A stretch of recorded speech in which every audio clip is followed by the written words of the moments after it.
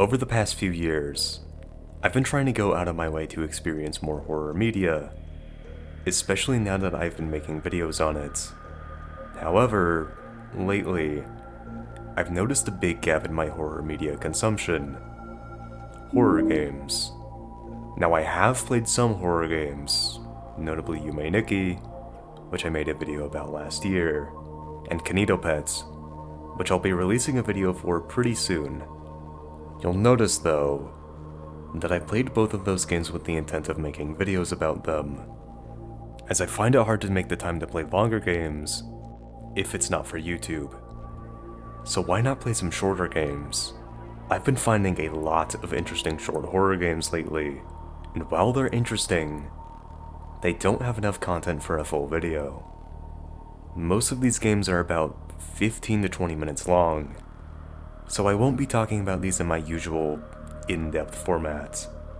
I'm going to be focusing a lot more on reviewing these games, rather than trying to explain any crazy hidden lore or anything. If you've seen my Weird and Creepy YouTube channel series, this is basically going to be the same format, just with some short horror games. Now with that said, before we begin, if you end up enjoying this video, please do leave a like and subscribe, as it really helps me out. If you have any games, horror or not, you want me to talk about, let me know in the comments.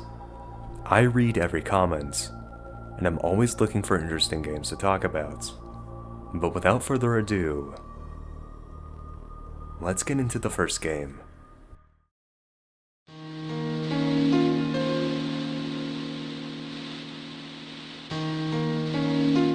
First up, we have milk inside a bag of milk, inside a bag of milk. Or simply, milk as I'll be calling it. This is a horror visual novel where you help a girl buy milk. I know that doesn't sound scary, and honestly the game isn't scary, but it's definitely disturbing. This is a psychological horror game in every sense of the word, as the horror is entirely focused on the psychology of the protagonist, who is very mentally ill. The game starts off by asking for our name. My name is Florp. We're then introduced to our protagonist, an unnamed girl. She explains that she's going to go buy milk, and that she hasn't left the house in a while, so she's rehearsing what to say. She keeps messing up her rehearsal, so we help her out, and then inform her that she's been walking with her left foot on the pavement and her right on the grass. We then have to tell her how to walk properly again, and enter the store. We encounter another customer who only says, "Oh," triggering the girl's irrational fear of the letter. She explains her fear by showing us this.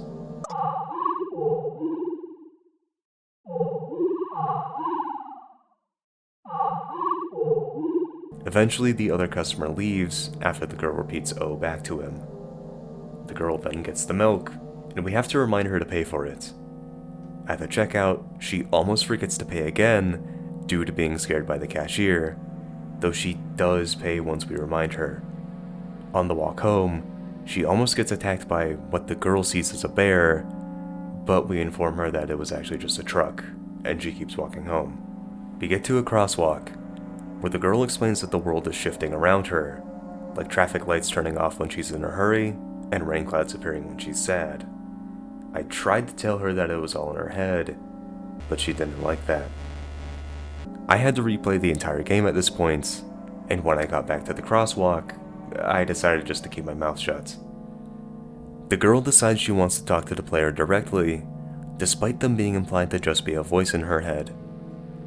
This is where the game really dives into its portrayal of mental illness, as the girl explains that she knows she's mentally ill, but she'd rather not disclose what exactly is wrong with her.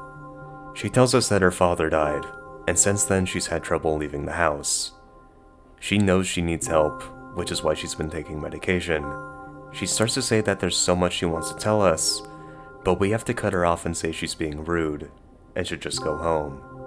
It's implied that the medication wears off here, as we are unable to say anything else for the rest of the game. Further enforcing this is the lack of any music, as it's explained that the medication causes terrible and unpleasant melodies to sound in her head. Now's as good of a time as any to talk about the soundtrack, which is composed of short, looping songs, very similar to Yume Nikki's soundtrack. That's not just me making a dumb comparison, by the way, as the game's developer, Nikita Kryukov, has gone on record saying the game was inspired by Yume Nikki and its looping soundtrack. Getting back to the game, the girl returns to her apartment, where she's confronted by her mother. Her mother asks if the girl bought the milk, and if the medication helped, and the girl says yes to both. As the girl is told to go to bed, the game ends. And that was Milk Inside a Bag of Milk Inside a Bag of Milk. A very short game that's definitely not for everyone, but I did enjoy it. I do have a few gripes, notably with the game's portrayal of mental illness, but I do think aside from that, it's pretty good. I'll start with what I didn't like. I think this game could have handled its subject matter better. It portrays the girl's mental illness in a bit of an annoying way at times, and while I think by the end, it is overall handled fine, there's parts, especially at the beginning, where I found the protagonist incredibly annoying. I don't know, maybe thinking a mentally ill person is annoying makes me a bad person, but I just really wasn't a fan of the writing at times. Again, I did enjoy the game overall though, and I actually really like the monochrome visual style. If you want a short, cheap, and overall enjoyable horror visual novel, you should check out Milk Inside a Bag of Milk Inside a Bag of Milk. Before we continue, I do want to briefly mention the sequel, Milk Outside a Bag of Milk Outside a Bag of Milk. I haven't played it yet, but I definitely will at some points, as I think I'll enjoy it a lot more. For now, I think it's time to move on to the next game.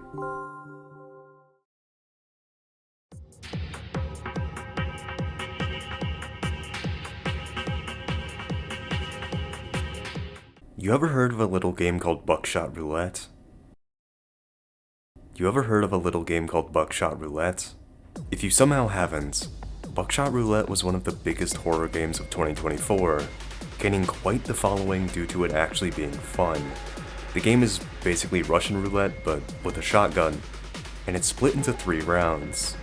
The first is normal, the second throws in items, and the third just makes things harder. Now for as good as Buckshot Roulette is, I'm not going to be talking about it here. I'm going to be talking about one of the developer's previous games, known as The Other Side. The Other Side was uploaded to itch.io in June 2022, though you can also find it in the Unsorted Horror Collection on Steam. Either way, the game is completely free. It takes place in a cramped storage room inside a sprawling, windowless shelter built thousands of years ago, and you're tasked with drilling to, well, the other side. The game starts with some exposition about how you're not allowed to leave the shelter, and how everyone who even thinks about leaving goes missing. Except for you. You're going to leave. You start by examining your drill, making sure it's all functional. After checking the drill and starting the drilling process, the drill stops. We have to replace the drill bit on the front to progress, which is done by opening up this toolbox, and then taking this wrench, I think, and then putting in the new drill bits. And then putting in the new drill bits. I'm gonna be honest, this took me way longer than it should have to figure out. After restarting the drill, it once again stops, and now we have to recharge the battery. This takes a while, though there isn't a time limit yet, so it's not a huge deal. Notice how I said yet. Once again we drill, and once again it stops. Now we have to replace the oil and coolant, which is a bit clunky to do, but no big deal. Not like that'll be an issue later or anything. After doing the final bit of drilling, we're told that this is only layer 1 of 2. Piercing layer 2 will alert security, so we need to be absolutely sure we want to proceed. After confirming we want to proceed, we now have only 5 minutes to finish drilling. This seems like plenty of time, and it is, but my god is this section tense. This game has a fantastic sense of atmosphere, as it's unnerving the entire time, even though nothing scary is really going on. Phase 2 of the drill is the same as the first. We just have to do more to fix it, and we're under a somewhat strict time limit. After fixing the drill bit and battery again, we continue drilling. We then have to fix the coolant and oil again, which isn't too hard, but the clunkiness of it combined with the time limit makes it so much more stressful. Next we have to fix the battery alongside the coolant and oil, and then we have to fix all 4 parts at once. It's very likely at this point the timer will be down to 1 minute, but if you did it all fast enough, you'll be free. We see a beautiful grassy landscape, and walking into it allows us to finally get our freedom. Taking in the sights, we can see a tree in the distance, and it looks like we can walk up to it. After a short bit of walking, we make it where we can see this note. This place isn't what it looks. The music suddenly turns ominous, and this thing begins to rise up from the distance. It slowly walks up to us, getting closer and closer, faster and faster. As it becomes clear there's no way back inside. We're too far away. We really shouldn't have gone to. And that was The Other Side, a game by Mike Klubnika. While The Other Side isn't all that scary, it's a masterclass in being unsettling, as the visuals and the music do an incredible job of providing an unsettling atmosphere that lingers throughout the entire game. I'll definitely be checking out the rest of the games in the Unsorted Horror collection soon, as Mike Klubnika very much proved himself to be a master of horror with this short 15-minute game. Though, I do also want to give credit to Jabu, who provided the soundtrack to The Other Side. It wouldn't be nearly as unsettling or as stressful as it is without the soundtrack. So props to both of the developers for creating such a fantastic experience, even if it's on the shorter end. And speaking of the shorter ends, the next game I want to talk about is even shorter, and yet I think it similarly does a great job of providing an unsettling atmosphere.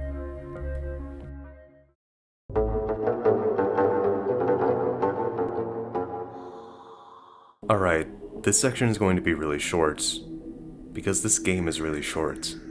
Seriously, if you know what you're doing, you can probably beat this game in about 5 minutes. Now why is that? It's because this is a puzzle horror game. Now I am absolute ass at puzzle games, so it did take me about 15 minutes, but I digress. The Children of Clay is a game created by Ron Yabe, and is a game I found via a Let's Play in my YouTube recommended tab. The game seemed interesting, so I decided to try it out, and that was a pretty good decision because this game is great. It's not going to blow your mind or anything, but for what this game is, it's really good. You are an archaeologist investigating an artifact found in the Ural Mountains, and it's your job to figure out what the hell this thing is. Upon starting the game proper, you'll immediately notice this game's very unique visual style, as it uses stop motion of all things for its animation. I genuinely don't know if I've ever seen stop motion used in a video game before, but the way this game does it is great. It really adds to the unnerving atmosphere, which is absolutely this game's strong suit. Now how do we find out what the artifact is? It's quite simple. First rotate it to the back and inspect this metal object. Bring the compass to it to learn that it's iron, and then do nothing with it. Yeah, honestly, I don't actually know if this is necessary to progress, but I did it in my playthrough, so I think it's worth mentioning. Next, rotate it to the right, and bring the magnifying glass down on it, uncovering these runes. We now have to translate these runes by searching runes in our books, and if you're stupid like me, this will take a while. Pause the video if you want to try to figure it out yourself, because I'm going to reveal the answer in just a moment. Translating the runes correctly will get you Erdug, and searching Erdug in the books will reveal that it's a demon from Hungarian mythology. pretty much equivalent to the devil. Yes, that's right. This game is a Hungarian mythology horror game. After closing the book, we'll see that a mysterious black liquid is now leaking out of the artifact from both its face and its metal thing. Pulling out the metallic object causes the artifact to seemingly come alive, bringing the children of clay to a close. As I said earlier, this game is interesting. It's not the greatest game in the world or anything, but I really enjoyed its concept, and I think it was executed fantastically. By far, the best part of this game is the atmosphere. I said it before and I'll say it again. This game is unnerving. The unsettling ambience coupled with the stop-motion visuals creates such a creepy atmosphere, the one I greatly enjoyed. My only real issue with the game is the puzzles, as they weren't all that interesting. The only notable part for me was not understanding the runes properly, first translating it backwards because I didn't know that it was right to left rather than left to right, and then mistaking the N for an O. I can give the somewhat lackluster puzzles a pass though, because this game is very, very short. Still, I greatly enjoyed it, despite its short length.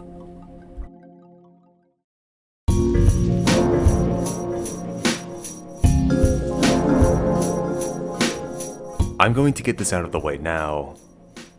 I'm not going to be talking about this game super in depth.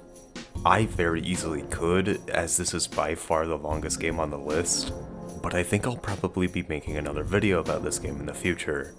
So for now, I'm going to focus on simply reviewing it.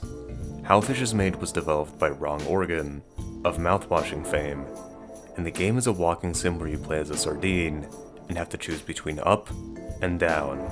The game takes place entirely within some sort of mechanical creature, with the game merging the aesthetics of a dirty factory and a disgusting, slimy creature perfectly. I'm going to give a little warning before we continue. This game is gross. I can only describe this game as fleshy, and it contains some really disgusting imagery. If that doesn't sound like a good time to you, I don't blame you for skipping ahead.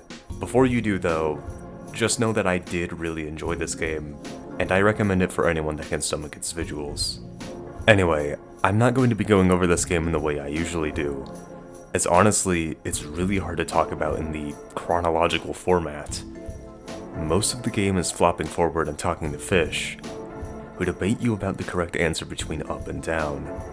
There are two noteworthy parts I want to talk about, that being this part, where you kill a fish trapped between two gears.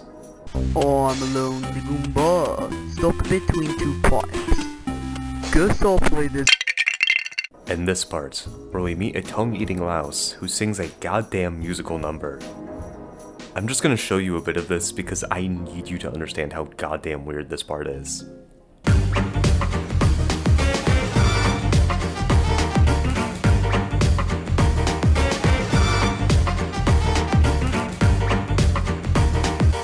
Skipping ahead to the ending, we eventually have to choose whether to go up or down.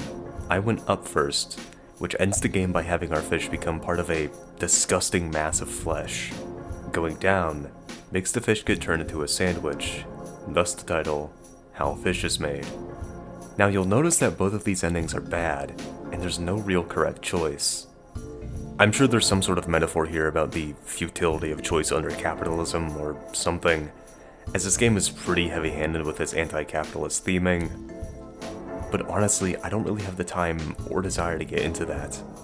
I do like what this game's trying to say, but this video would probably be double the length if I actually analyze the themes. If you all really want me to, I'll make a video where I do that, but for now I'd rather focus on the game itself. And this game is fucking weird. The expansion, the last one and then another, is even more weird, as the game turns into Katamari Damacy, except a lot more gross. Now this expansion does serve mostly as a teaser for Mouthwashing, Wrong Organ's newest game, as it features one of its characters, as well as what I'm sure are references to its story, but I haven't played Mouthwashing yet. I will eventually, hell, I'll probably make a video about it at some point, but as of right now, this is just a weird, abstract game to me. It's still great, but Like with the base game, I don't think this video is the right place to go into all of its themes. Hellfish's Mate is definitely a game I will talk about again, probably when I cover mouthwashing, but I still wanted to talk about it here for one simple reason. I liked it a lot. Yes, I know I didn't go over much of the deeper stuff in this game, but again, if I did, we'd be here all day. However, I do still recommend checking this one out for yourself. If nothing else, for the Parasite musical number. And now, we have one game left. And I've saved the best for last.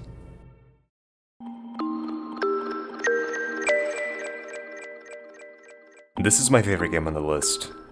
I did not think that a Mario Kart inspired horror game was going to be one of my favorite horror games I've played this year, but Kart 64 is just that good. Now I will admit this game has some problems that I'll get into later, but I just love the concept behind this. A horror game masquerading as a shitty Mario Kart ripoff is a very novel concept, and its horror being based more on being a weird, buggy mess, rather than anything supernatural or demonic, is a breath of fresh air with this kind of game. This could have easily been some sort of cliched, creepypasta game, but instead we're left with what's basically Yume Nikki in a golf cart. If you didn't know from my nearly 2-hour long video on Yume Nikki, I absolutely love that game. So any game that takes any sort of inspiration from it is immediately going to catch my interest. Now I will say that Kart 64 was not directly stated to have been inspired by Yume Nikki.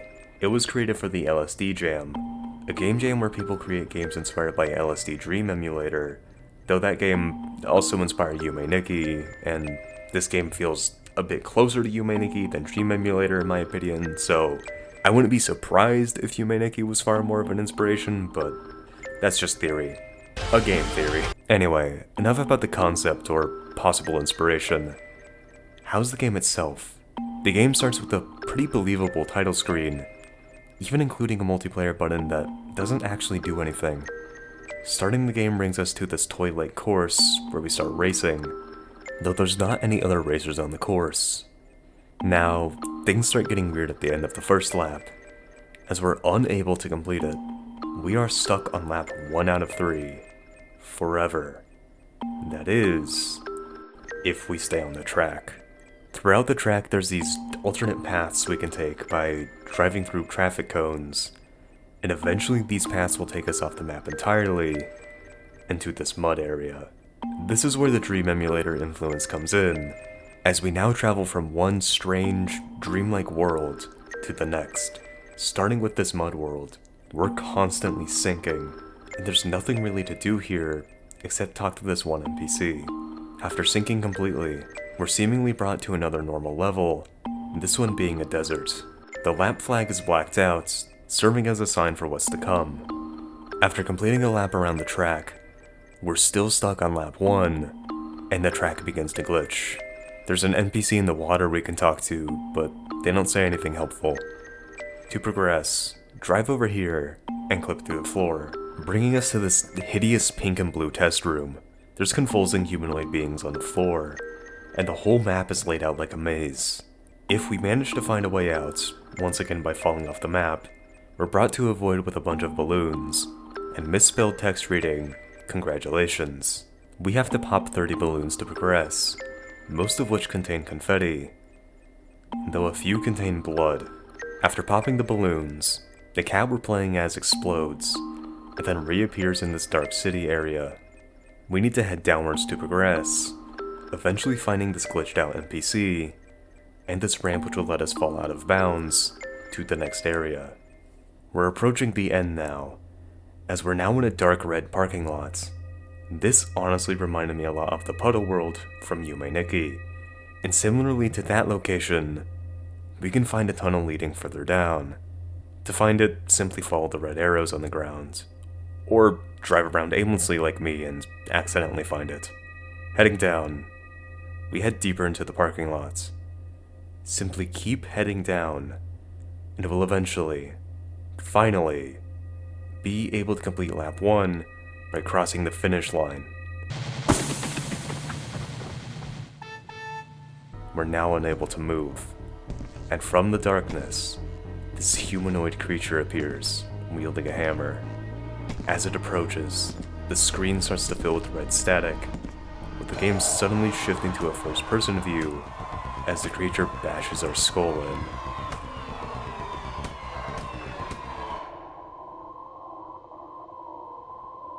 The game then cuts to an image of the cat character, brutally killed, as text reading, "Congratulations," appears on screen. A screeching noise plays, as the screen fills with static once again.